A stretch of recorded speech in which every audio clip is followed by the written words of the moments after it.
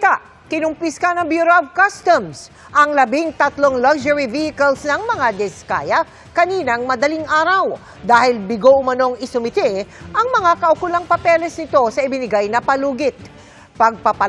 Pagpapaliwanagin din ng BOC ang ilan nilang tauhan kung bakit nakalusot ang mga mamahaling sasakyan. Nakatutok si Jomer Apresto. Kuha yan sa mismong compound ng St. Gerard Construction sa Pasig City mag-aalas 2 ng madaling araw kanina. Isa-isang inilalabas sa mga luxury vehicle ng pamilya Diskaya para dalhin sa tanggapan ng Bureau of Customs sa Maynila.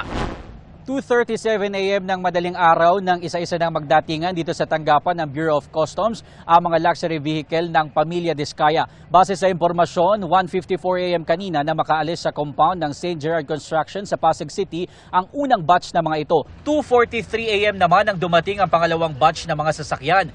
Pasado alas 5 ng umaga nang dumating ang ikatlong batch ng mga luxury vehicle. Ito raw yung mga hindi umaandar kaya kinailangan pang gamitan ng tow truck. Sa kabuuan, 13 luxury vehicle na ang nasa loob ng BOC. Ano lang kami dito for security reason dahil dadalhin dito. Ang info ko dito is warrant of seizure yan kaya tapos dadalhin dito na in-issue ng Bureau of Customs.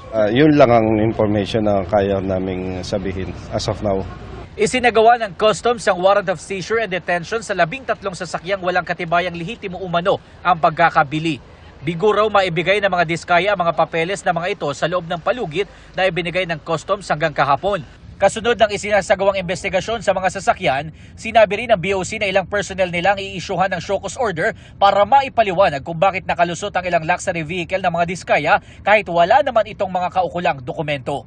Para sa GMA Integrated News, Jomer Apresto, nakatutok 24 oras.